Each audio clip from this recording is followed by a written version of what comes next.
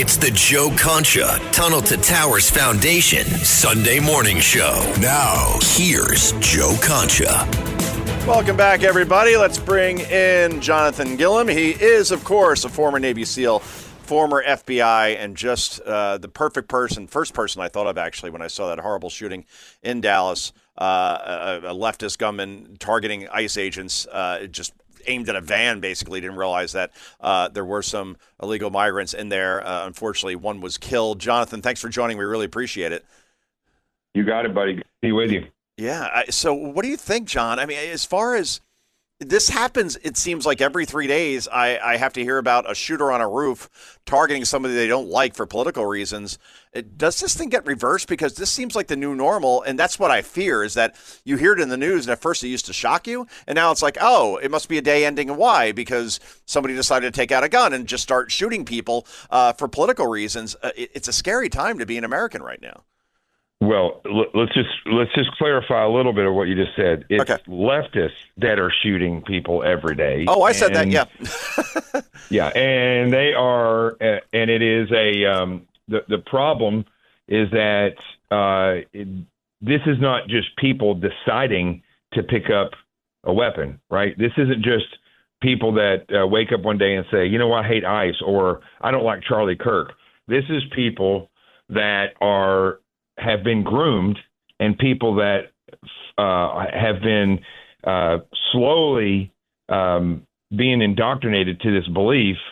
And even if they were mad a year ago, it's the process of indoctrination. It's everywhere for these people. Once you kind of go there, there's all things around you. It's like some out of a movie where you're like, oh, that validates what I think. That validates what I think. And so they're being told that their anger is correct. And then it's being validated, and then they are being told by people on the TV or in meetings that by any means necessary, shall we make this right, and you are a hero if you do it. So what they've created are narcissistic altruists. So people who believe that they're the hero, but they're not really doing it for heroic reasons or for the greater good. They're doing it for this narcissistic cause that they are bad and you are good. And it's gotten to a point now where not only are the same type of attacks happening, but now the same type of tactics of leaving your message on your shell casings or on your weapon. And that has evolved very quickly. So I think, Joe, what we're seeing is an evolution, just like we saw with the first and second Intifada over in Gaza and Israel. It went from verbiage to action out in the street to violence and then killing. And this is going way faster. And I think it's something that the federal government and local law enforcement has to get on top of, or it's going to get worse. Oh, you're so right about that. And just to be clear, I mean, you look at these mass shooters, they're always leftists. I mean, Nashville, we saw a shooting there 2 years ago. Steve Scalise, Rand Paul was attacked like on his front lawn, was nearly beaten to death. Obviously, Donald Trump twice, Charlie Kirk, and then what we saw at this ICE facility. I wish I had like a 3-hour podcast right now, like Joe Rogan does, to just like go through all the examples. But that's just like a little taste of what we've seen. And now even the Atlantic, which is like far left, is finally admitting that, yeah, maybe more violence is coming from the left than the right. It's unbelievable. How much does the media play a role here? Because Gavin Newsom is on Stephen Colbert, which, again, this isn't Rickles talking to Johnny Carson anymore, right? This is not Right. David Letterman talking to Regis. This is Newsom on there ranting about ICE and how evil they are. They're the Gestapo. They're Nazis. That's got to have a big role here. Well, it does, because, look, if it was just Gavin Newsom and he lived in California and he was saying certain things, he's only going to affect the people that are right in front of him. But with media, with news media, and we learned this with the whole Comey debacle and how they handled the fake information, the fake dossier against Trump and created that whole thing, what happens is leftists use the media to validate their message, whether it's true or not. So they'll use media to validate their the hatred that they're spewing or the lies of saying, like all the stuff they said about Charlie Kirk being a racist or all these things. They'll validate those things using the media, and they will go on there. And so a guy who may not have a voice, but except in California, is going to go and get a greater voice. And then that is going to be pumped out as fact. And that's what media does. Then when you add social media into it, that is literally, you hear the term throwing fuel on a fire. That is literally where it happens. So you have the media that gives it validation, and then you have the social media content that just blows this up. And so people are inundated by it. And once it gets into their head, they can be convinced to do crazy things, either by saying, go do this, or by saying, they're bad, they're the end of the world, you've got to stop them, somebody's got to stop them. And eventually one of these people are going to go stop them. The big problem I'm having, though, with the right is that they don't push their congressmen, they don't push the senators, they don't pour out on the street and say this is going to stop. They don't do that, and so the left continues to gain ground because this is a war. And then also in law enforcement and just security in general, people are not learning that these vulnerabilities and these avenues of approach are being left open, and these crazies are taking advantage of this. It's just, it's like you open up abortion and make it legal. What's going to happen? The left is going to kill people. They're going to kill children. You leave an avenue of approach on a building open, the left will eventually use it to kill people they don't like. That's what the left does. And we're talking to Jonathan Gilliam. He is a former Navy SEAL, former FBI agent, former Air Marshal. And your points are just so valid. I noticed that, and when I reached out to you, I realized I don't have Jonathan's number. So I go into Twitter, X as it's called now, and I looked at our last direct message, and it was in 2021, and you told me that you just got banned from Twitter. And I read that, and I'm sorry I missed it because I didn't respond to you. I feel like a jerk. Like I wasn't blowing you off. I swear I just don't check DMs very often. But because I get a lot of crazy stuff that comes in, believe it or not. When you're on Fox, you tend to be a target, just like Newsmax anywhere else. All that said, so why were you banned exactly? Like what? This is Jack Dorsey's Twitter, by the way, and not obviously Elon Musk. So what happened there? Man, it is so crazy that you brought this up because the same thing happened on YouTube. I was doing my podcast back then. I was reaching like 1 million people on Facebook alone. I believe it. And I criticized David Hogg because him and those other little communists that came out of Parkland High School after that devastating shooting started spewing a leftist communist message using the same verbiage, by the way, by any means necessary, and saying all these different things. And look what David Hogg turned out to be. Well, anyway, good point. At the same exact time, all the platforms demonetized and took me down for periods of time because they said I was bullying David Hogg online. So that's the power of the left, by the way, because they owned all those things. And so just recently, as of yesterday, I haven't been on YouTube and added a video since 2024 because, even further than that, 23, because they just wouldn't let me post anything. They said I had too many violations. So I went through and looked at all my videos that they had taken down, and I put in, whatever you call that, where you kind of challenge them on it. And now they're letting them all come back because everything that they took down was either me saying the reality of January 6th or saying the reality of COVID.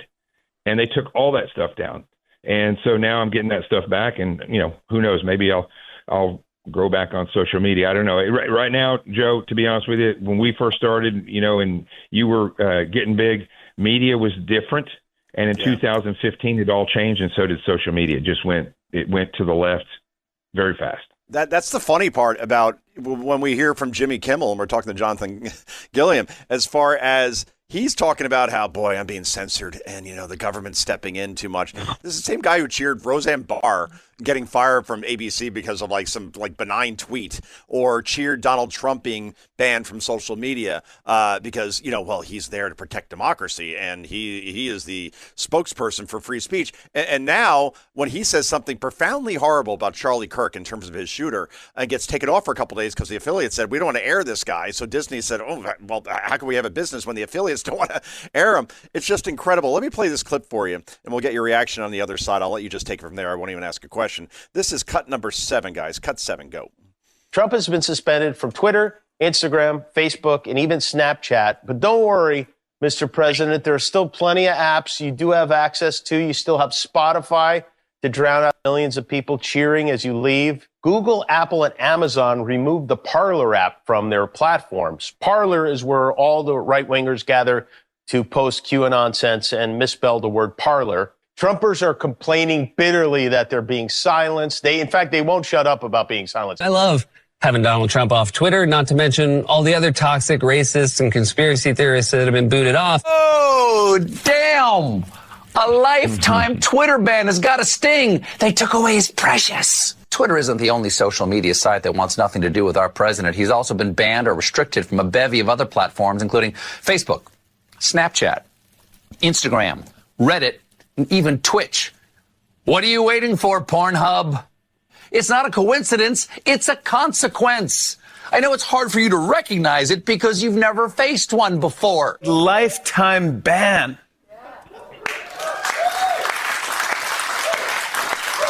Trump's basically the Pete Rose of social media. Right now, Trump's phone is stuffed into a pile of rice after being drenched with tears. In addition to Twitter, Trump has been banned or restricted from Apple, Facebook, Instagram, Snapchat, Google, Amazon, Pinterest, TikTok, YouTube, Reddit, Twitch, Stripe, Discord, and Shopify. Trump started this year thinking he should be on Mount Rushmore. Now he can't even get on Instagram. How have our lives changed? All right, Elias, you can stop it there. I mean, we get the point, right? That is Jimmy Kimmel, Stephen Colbert, and Jimmy Fallon all celebrating Trump losing his First Amendment right, and now they're screaming about, oh, no, you took Jimmy off the air, Kimmel, for 3 days, and this is an attack on democracy. I'll give you the last word.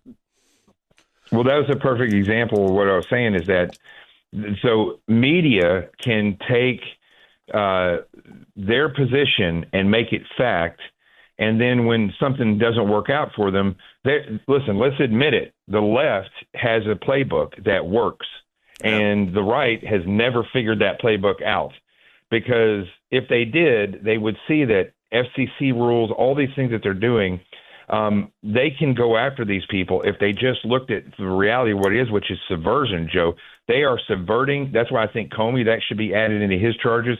They are attempting to manipulate or overthrow the government through subversive means. That's what they're doing. And if you look at how uniformed they are in their messaging and in the way they go after and shut down other voices, whether it's by censoring them, canceling them, or shooting them, or killing them before they're born, the left is an organized, a subversive group, and the government has to start looking at that. We only have 3 years under Trump left.